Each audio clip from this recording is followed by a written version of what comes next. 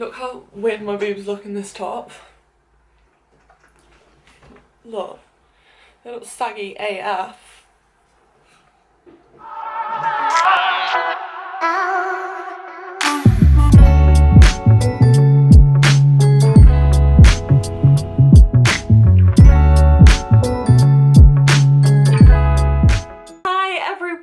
Welcome back to my channel. Welcome to my channel if you are new. If you are new, then hey, my name's Marie.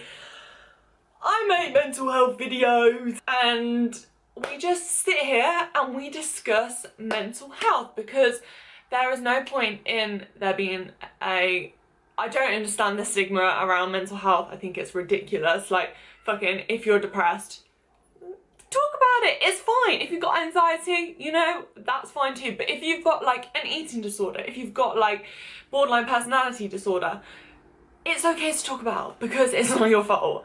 Anyway, that was a long spiel. Today I'm gonna try something really new, which is actually like really, because oh my god, like I'm gonna react to my old videos and see if I would say the same answer now as I would then. Video idea. Basically just got up my first ever like video about this. When was this? This was March 2016. Oh my god, 5 years ago. I've been talking about mental health for too long. But I thought we could just see it and see if it have a go. We'll have a go, and if it don't work, it don't work. If you don't know, I have a Patreon where you can find out more about me, like it's more vloggy, personal type videos, and follow me on Instagram if you haven't already, because that is where all the mental health things are decided. So yeah, let's just go. So I've got it here. I'm not even messing when I tell you I have no idea how to work this bloody camera. I don't even know if I'm in focus or not. I don't know. Hi everyone. Don't I look so different? Oh my god. My hair was so much nicer then. Oh, that's made me sad. I used to have this really long, thick hair, and then when I fucking stopped eating, it went to shit. I'm going to be doing a really requested video. Ever since I did my last video, not my last video, the video before that, I've had so many questions. So I firstly just want to say thank you so much for the comments I got on that video. Like, oh my god, I was crying for so long. Like, I really didn't expect it, and I was just so taken aback. Like, I remember it got like, this video that I uploaded it about being in hospital, it got like, I don't know, 50 favourites on Twitter, and I was like, I am famous. I got like 50 favourites on Twitter. I was like, ooh, that's fucking weird. Oh, doesn't that give you the ick? Fucking hell, why did that just happen? Ew. Favourites on Twitter. I was like, oh my god, I feel famous. So yeah, I just want to thank you all. It was so not expected, and that just makes it so much better. So yes, I am very aware that in the video I wasn't actually that specific about what had been going on and what was happening, so I'm going to answer some of the questions in this video. So I also got a lot of questions regarding self-harm, and I feel like self-harm is such a big topic that I can't really do it in this video. I will do a separate video regarding self-harm. Like always, I'm not going to say names and that because obviously these subjects are quite touchy, and I feel like saying people's names would be a bit inappropriate. So yeah, if you have any questions regarding self-harm, you can comment them down below or DM me, you know, any kind of questions. Okay, so the first question I got is, what's actually wrong? And I think this... Okay, so this is the video I didn't really expect. I thought it would be more like general questions, but I really want to know what I say, because basically I dropped out of school, went into hospital, was sectioned. It was a mess. It was a fucking mess for about 5 months. And things have never gone back to normal since. And I think this is a really good question to start with, because I realised that in that video I didn't really say what was actually going on. Okay, so I was struggling with my mental health. I was in a really dark place. It kind of got to the point where I wasn't safe to be at home anymore and some kind of intervention needed to take place. So I went into a mental hospital. I sound so psycho. I'm not psycho, but it makes it easier if I make a little light of it. I mean, it was a really difficult time. I was struggling with things like depression, anxiety, self-harm, all of that kind of lovely stuff. Being 17 in mental health services, I'm really interested about this because I'm now 22. I'm gonna be 23 in a week today from when this is filmed, on the 6th of March. So that is like 6 years difference. Mad. Very reluctant to diagnose you with things because I feel that, but I think back then I was like, diagnose me. If you can postpone having a label, postpone it, because you don't want them to diagnose you with something that's not right and then do you know what I mean, have to go through the processes of things that are not appropriate for you. So I think back then I was struggling to find out what was wrong with me, but at the same time I was like, please just tell me what's wrong with me. And I didn't want a diagnosis, but I wanted, they said to me that they were always treating me for depression and anxiety. They never said like, you have depression and anxiety, and I kind of wanted that validation to just be like, you are struggling with that and we see that. Do you know what I mean?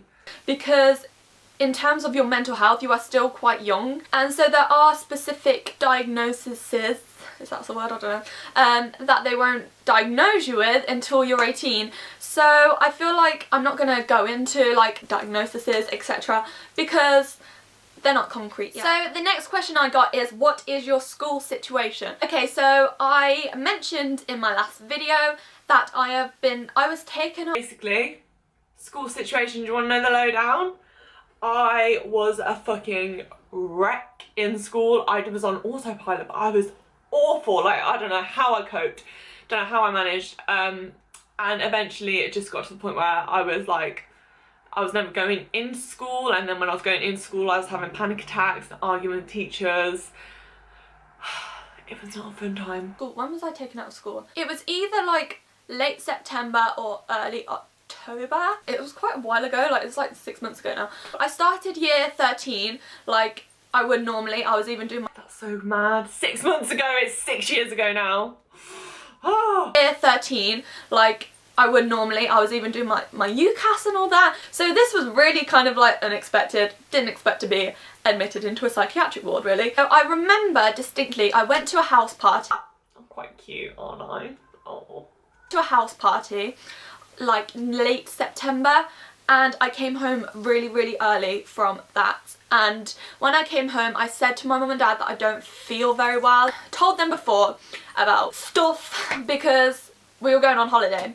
And I realised that I wouldn't be able to hide certain things anymore because, you know, oh, I'm so scared about saying the wrong thing. Trousers in like 35 degrees, you know, that kind of thing. Anyways, so I'd mentioned it to them before, and they had kind of not taken me to the doctors yet because we were going to go on holiday, see how my mood improves, etc. Then when we went back to school, I'd kind of started pretending again that everything was okay.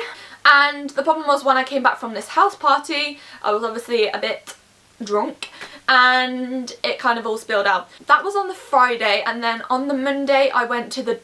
This is so interesting because I can't remember this.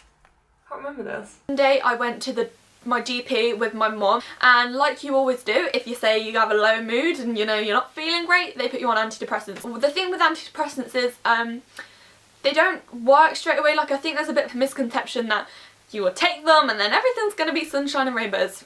That don't happen.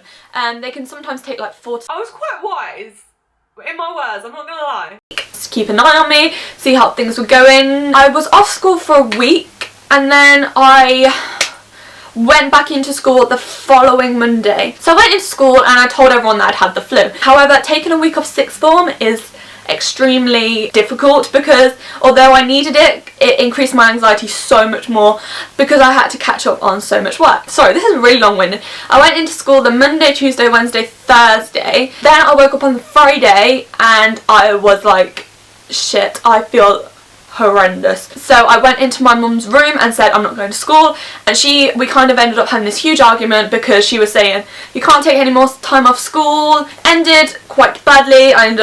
They ended up calling like an ambulance and that, going to A&E, the first of many trips. Telling me. My mum had to tell them why I was off, because you know, you don't go off school for 4 weeks for flu, do you? No. I kind of didn't anticipate it to get to where it was, and I was supposed to go into school after the October half term. The Saturday before the October half term, I ended up being admitted. How did you know something was wrong, and did something trigger it? Okay, so how I knew something was wrong was because I was just not feeling myself anymore. I didn't want to go out anymore. Had no motivation. I had no motivation. I was crying all the time. I was not sleeping well. I was either sleeping 18 hours a day or 2. You know, it was no in between. I wasn't eating. I wasn't looking after myself. Loads of my hair fell out. Like, I'm not even joking. I'll insert a picture of one of my bald patches. It was horrendous, and that really lowered my self-esteem a lot more too. I lost quite a lot of weight before I went into hospital. Nothing really triggered it. Liar. Something was wrong. Next question, did a stigma come along when you told people about it? Luckily, from my end, no. Obviously, I don't know what people are saying behind my back. I'm hoping that they're not saying anything bad, because I was poorly and I needed to go. I'm such like a nice person, like fuck off Marie. If people are bitching about you because your mental health behind your back, they can fucking do one. And I needed to go into hospital, and that's that. It's nothing more than that. It's just, if you had a broken leg, you go into hospital and you get it fixed. I had a broken brain. No, I don't really have a broken brain, but you know, that kind of thing. Obviously there is such a stigma about mental health because people just think you're crazy, and having a mental illness doesn't make you crazy. It just makes you poorly like anyone else with a physical illness. So, how are you coping now, and how is it like to go through it at your age? So the way I'm coping now is I'm currently at a day patient thing, which I hate. I'm not gonna... Fennel Day Hospital was actually the worst experience. I fucking hated it there. It is obviously adult services, and I've only just turned 18. So it's not really that age appropriate for me. And how is it going through at your age? I would say, because when I went into hospital I was only 17, so technically I shouldn't have even been on an adult ward. That was really, really difficult. I kind of like loved that. That was kind of like my little jig. I was like, yeah, I was 17 on an adult ward. Don't come near me, do you know what I mean? I remember so well that there was this girl, this woman even, she had bipolar, and she was manic, and she came in to me and she went, do you know that there's a 17-year-old here? This is disgusting, there should not be a 17-year-old here, like that is a child. And I was like, I am the 17-year-old. And she was like, ah! And like just started screaming, and I was like, oh my god, okay. Not gonna lie. Obviously they have adolescent wards, but where I live they don't, and I was an emergency patient and I kind of just had to go. So there were obviously pros and cons of being 17 on an adult ward. Cons were that when I first went into hospital, it was like protocol that you have to be put on what is called a level 3, which means you are on one-on-one with a person. 24 hours a day, 7 days a week, you are watched.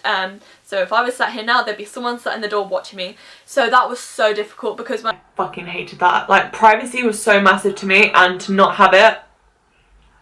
The amount of times I've been on like level 3 or 4, never again.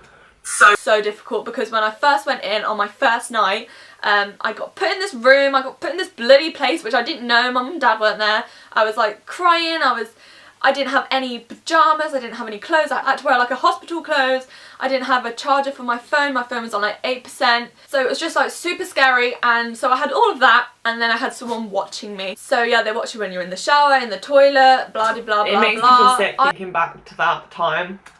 Kind of like look after me. Also the patients, I met such amazing people. But yeah, being 17 is really difficult, obviously. Isn't it weird that I didn't even know Pip at this point? Like, Pip was not in my life. That is so weird. Well, obviously, I was away from home for like for 3.5 months. I never really had proper leave until the end. I had leave over Christmas and then that didn't end well, so I had to go back in after Christmas. I was never supposed to go in for that length of time either. I was only supposed to be in there for like a week and a half, 2 weeks. So the last question is, what's the best piece of advice you received about mental health? Okay, I can answer this before I see what I asked there. The best piece of advice I've been given about mental health is to listen to your wisdom, because that was a phrase that was said to me by a high up psychotherapist doctor, and to me it just means you have everything you need inside of you. You just have to unlock them. You just have to find them. Like, yes, meds will help you, but that is listening to your wisdom. Taking your meds is like looking after yourself. Everything is inside of you, and I just think when you stop looking for external things to benefit you, you actually start to progress. I'm really interested in what I said. I don't know if I'd been told this at this time. I'll probably not. And that would be to communicate. It sounds so simple, but it's literally one of the hardest things in the world. I feel like once I've started talking to people, that's the only time things have got better. Talk to friends, parents if you can, obviously, because obviously some people can't talk to their parents. Teachers, anyone, if you have like pastoral care at your school, or you can talk to me. Like, I'm not even joking, DM me on Instagram. I understand, I would never judge. So yeah, you can totally do that. You got a friend in me. So, this is going to be a really long video, I'm so sorry, but I kind of wanted to... If that's my fucking neighbour Paul, I'm gonna flip my shit. Oh, it's actually my dad.